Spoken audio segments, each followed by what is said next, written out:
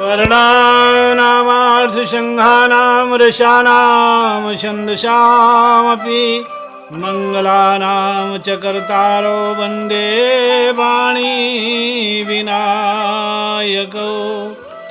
श्री गुरुचरण सरोज रज निज मनु मुकुरु सुधारि वर्णौ रघुवर विमल जसु जोदायको फलचारि।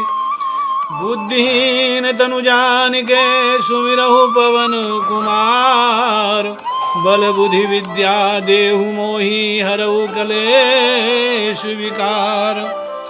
रहसी रानी राम रुख पाई बोली कपट सनेहु जनाई। सपत तुम्हार भरत के आना हेतु न दूसर में कछु जाना। रानी कैकेयी श्री रामचंद्र जी का रुख पाकर हर्षित हो गई और कपट पूर्ण स्नेह दिखाकर बोली, तुम्हारी शपथ और भरत की सौगंध है, मुझे राजा के दुख का दूसरा कुछ भी कारण विदित नहीं है। तुम अपराध जो गुण ही ताता जननी जनक बंधु सुखदाता। राम सत्य सबु जो कछु कहू तुम पितु मातु बचन रत आहऊ।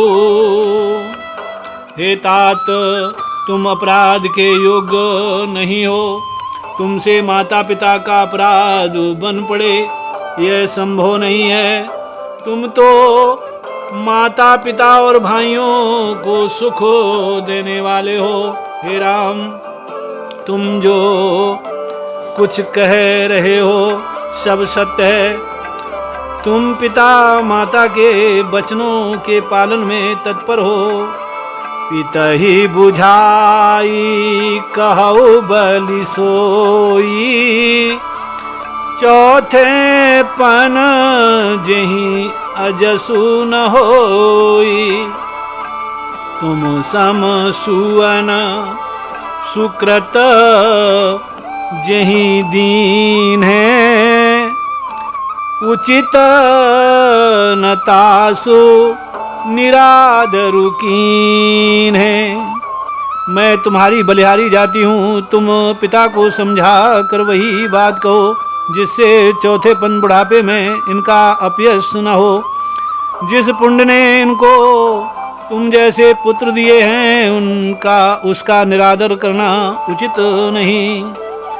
लागहि कुमुख बचन शुभ कैसे माँ मगह गया दिक तीरथ जैसे।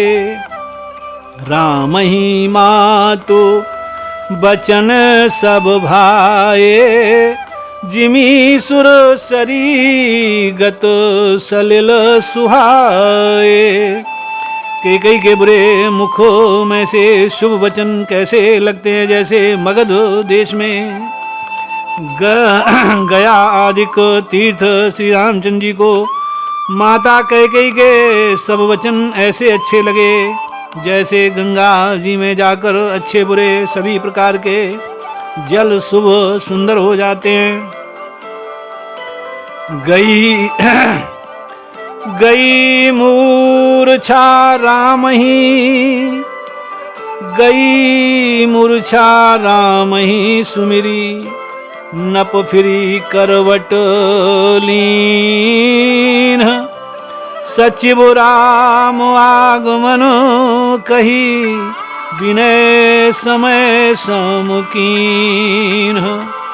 इतने में राजा की मूर्छा दूर हुई। उन्होंने राम का स्मरण करके राम राम कहकर फिर करवट ली। मंत्री ने श्री रामचंद्र जी का आना कहकर समयानुकूल विनती की। अवनी पो अकनी राम पगुधारे धरी धीरजू तब नयन उघारे, सचिव सभारी राउ बैठारे, चरण परत नप राम निहारे। जब राजा ने सुना कि श्री रामचंद्र जी पधारे हैं तो उन्होंने धीरज धर के नेत्र खोले। मंत्री ने संभाल कर राजा को बैठाया। राजा ने श्री रामचंद्र जी को अपने चरणों में पड़ते प्रणाम करते देखा। लिए स्नेह बिकल उर लाई, गए मनी मनहु फनिक फिर पाई। राम ही चीतई रहेउ नर नाहो, चला विलोचन बारी प्रभाहो। स्नेह से विकल राजा ने राम जी को हृदय से लगा लिया, मानो सांप ने अपनी खोई हुई मणि फिर से पाली हो। राजा दशरथ जी श्री रामचंद्र जी को देखते ही रह गए। उनके नेत्रों से आंसुओं की धारा बह चली। शोक विवश कछु कहे न पारा, हृदय लगावत बारही बारा। विधि मनाओ राओ मनु माही, जेहि रघुनाथ न कानन जाही। शोक के विशेष बस होने के कारण राजा कुछ कह नहीं सकते। वे बार बार श्री रामचंद्र जी को हृदय से लगाते हैं और मन में ब्रह्मा जी को मनाते हैं कि जिससे श्री रघुनाथ जी वन को न जाएं। सुमिरि महेश सही कहई निहोरी, बिनती सुनहु सदा शिव मोरी। आशुतोष तुम औडर दानी, आरती हरऊ दीन जनु जानी।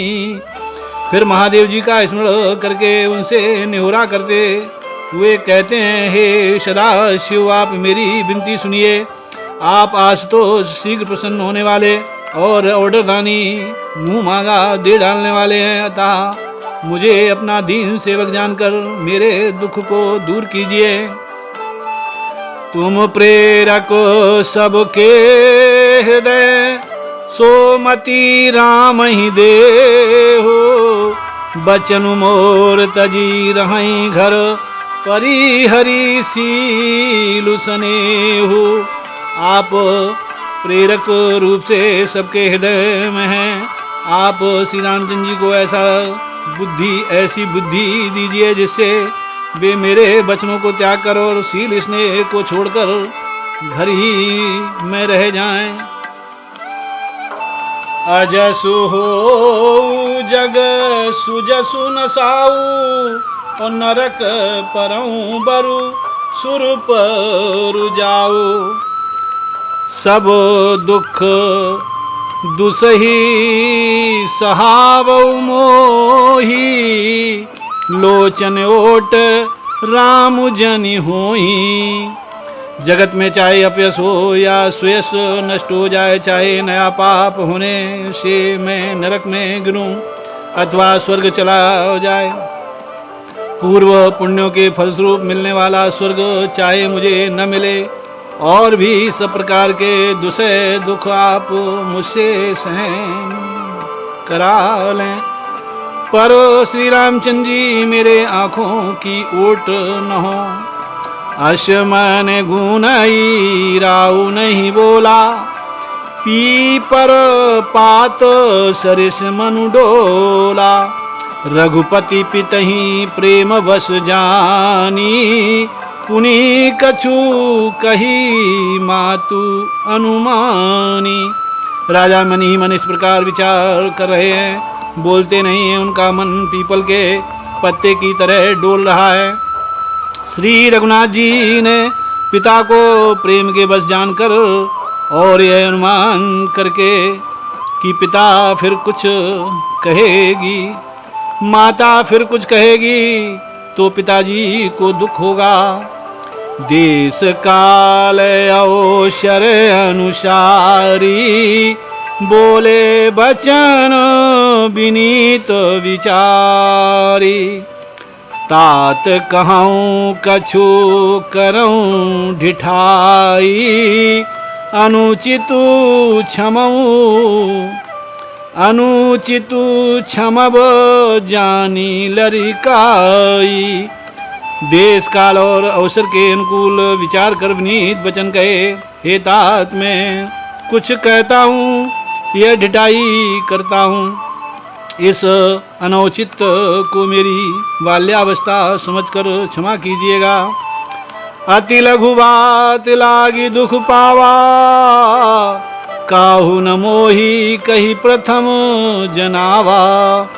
देखी गुसाही पूछूं माता, सुनी प्रसंग भय शीतल गाता। इस अत्यंत तुच्छ बात के लिए आपने इतना दुख पाया। मुझे किसी ने पहले कहकर यह बात नहीं जनाई। स्वामी, आपको इस दशा में देखकर मैंने माता से पूछा। उनसे सारा प्रसंग सुनकर मेरे सब अंग शीतल हो गए। मुझे बड़ी प्रसन्नता हुई। मंगल समय स्नेहवश सोच परिहरऊ तात। आयसु देयु हरसी हिय कही पुल के प्रभुगात। हे पिताजी, इस मंगल के समय स्नेहवश होकर सोच करना छोड़ दीजिए और हृदय में प्रसन्न होकर मुझे आज्ञा दीजिए। यह कहते हुए प्रभु श्री रामचंद्र जी सर्वांग पुलकित हो गए। धन्य जन्मो जग शीतलतासु, पितहि प्रमोदु चरित सुनी। पितहि प्रमोदु चरित सुनि जासु, चारि पदार्थ करतलता के। प्रिय पितु मातु प्राण समुझा के। उन्होंने फिर कहा, इस पृथ्वी तल पर उसका जन्म धन्य है जिसके चरित्र सुनकर पिता को परम आनंद हो, जिसको माता पिता प्राणों के समान प्रिय हैं। चारों पदार्थ अर्थ धर्म काम मोक्ष उसके करतलगत मुट्ठी में रहते हैं। आयसु पाली जन्म फल पाई, ए हूँ बेगही हो रजाई। विदा मातु सन आवहूँ मांगी, वो चली हूँ बनही बहुरी पग लागी। आपकी आज्ञा पालन करके और जन्म का फल पाकर मैं जल्दी लौट आऊँगा। अतः कृपया आज्ञा दीजिए, माता से विदा मांग आता हूँ। फिर आपके पैर लगकर प्रणाम करके वन को चलूँगा। अस कही राम गबनु तब कीन्हा, और भूप शोक बस उतरु न दीन्हा। नगर व्यापी गई बात सुती छी, और छुअत चढ़ी जनु सब तनु बीछी। ऐसा कहकर तब रामचंद्र जी वहाँ से चल दिए। राजा ने शोकवश कोई उत्तर नहीं दिया। वह बहुत ही तीखी अप्रिय बात नगर भर में इतनी जल्दी फैल गई, मानो डंक मारते ही बिच्छू का विष सारे शरीर में चढ़ गया हो। सुनी भय विकल सकल नर नारी, ओ बेली बिटप जिमी देखी दवारी। जो जहाँ सुनई धुनई सिरु सोई, और बड़ विषाद नहीं धीरज होई। इस बात को सुनकर सब स्त्री पुरुष ऐसे व्याकुल हो गए जैसे दावानल वन में आग लगी। देखकर बैल और वृक्ष मुरझा जाते हैं। जो जहाँ सुनता है वह वहीं सिर धुनने पीटने लगता है। बड़ा विषाद है किसी को धीरज नहीं बंधता। मुख सुखाई लोचन श्रवई, सो पुन हृदय समाए। मनहु करुण रस कट कई, उत्तरी अवध बजाए। सबके मुख सूखे जाते हैं, आँखों से आंसू बहते हैं, शोक हृदय में नहीं समाता। मानो करुणा रस की सेना अवध पर डंका बजाकर उतर आई हो। जय जय श्री राम, जय जय श्री राम। वीडियो पसंद